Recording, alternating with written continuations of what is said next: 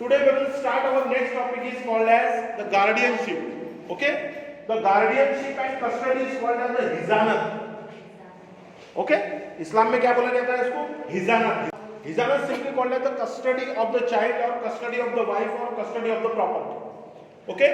As per the Muslim personal law, the guardianship divided into the 5 different categories. Okay?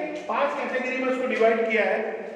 सबसे पहले अपन पढ़ते हैं natural guardian, second one testamentary guardian, third one de facto guardian, fourth one guardian appointed by court. इसमें एक guardian add करना है, guardian for marriage. Okay, only one guardian added in the Islamic law, the guardian for the marriage. Okay, the guardianship also divided on the basis of the age group. Age group के ऊपर भी guardianship divided है. पहला age group आता है 15 साल, दूसरा age group आता है 18 साल, तीसरा एज ग्रुप आता है 21 साल. तो guardianship on the basis of the age divided with 3 different category. तीन डिफरेंट कैटेगरी में उसको डिवाइड किया है. अब 15 साल की जो एज आती है वो किसके लिए है? 15 साल की एज डाइवोर्स, मैरिज और मेंटेनेंस. आई बात ध्यान में? यानी जैसे ही 15 साल कंप्लीट हो जाते हैं, शी और he competent to marry, competent to pronounce the divorce and competent to claim the maintenance. यानी 15 साल की एज हो गई तो वो मैरिज के लिए कॉम्पिटेंट है, वो डाइवोर्स देने के लिए कॉम्पिटेंट है, वो मेंटेनेंस मांगने के लिए कॉम्पिटेंट है. ये पहला. दूसरा आता है 18 साल की age. The age of 18, it is a competent for guardianship of the person and the property. किसके लिए? 18 साल कंप्लीट हो गए तो आप कॉम्पिटेंट हो जाते हो गार्डियनशिप लेने के लिए पर्सन की या उसके प्रॉपर्टी की. ये हो गया 18 साल के लिए. 21 साल, it is a guardianship regarding the ward.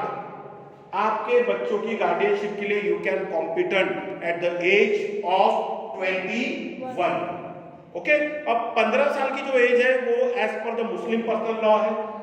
18 साल की एज है जो मेजोरिटी एक्ट है इंडियन का उसके हिसाब से है, और 21 साल का as per the recent law के हिसाब से दिया गया है. ओके. तो ये तीनों चीजें ध्यान में आ गई. पहला 15 साल for the purpose of the marriage, divorce and maintenance. 18 साल for the purpose of person and property. 21 साल for the purpose of person of ward. Ward है बच्चे. ओके. नेक्स्ट, अब इसमें जब हम गार्डियनशिप में बढ़ते हैं तो सबसे पहले नेचुरल गार्डियन को, who is the natural guardian? Okay. As per the Islamic law और as per the Hindu law, the father is a natural guardian, but after father the mother is a natural guardian. अब अगर mother natural guardian है और अगर mother की sudden death हो जाती है तो who will be the next guardian? Mother's mother. Okay. ध्यान में रखना है, मैं सीक्वेंस अभी पढ़ रहा हूं. After the death of the mother, या फिर मदर को गार्डियनशिप से डिस्क्वालीफाई कर दिया तो मदर के बाद कौन? Mother's mother, father's mother, mother's mother, father's mother. उसके बाद में फुल सिस्टर, यस. उसके बाद में हाफ ब्लड सिस्टर, और उसके बाद में यूटेरिन ब्लड सिस्टर. अरे बात ध्यान में, सीक्वेंस ध्यान में रखना है. After the mother, the mother's mother, माँ की माँ, पिता की माँ, फादर्स मदर. उसके बाद में फुल सिस्टर, उसके बाद में कॉन्सेक्यूटिव सिस्टर, और उसके बाद में फॉस्टर सिस्टर. आई बात ध्यान में.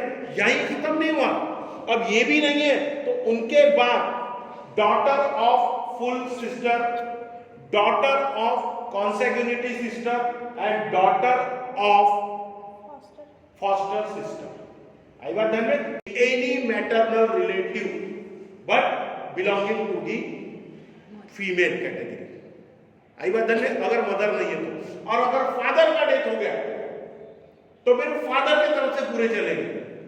Fathers father, father's brother, full brother, consecutive brother, real brother, जो भी है. फिर son of full brother, son of consecutive brother, son of foster brother. अब डिस्क्वालिफिकेशन जब आता है, मदर को अगर डिस्क्वालीफाई कर रहे हैं गार्डियनशिप से, तो उसके क्या क्या रीजन है? उसके reason first, if she remarried, अगर उसने रीमैरिज कर लिया तो।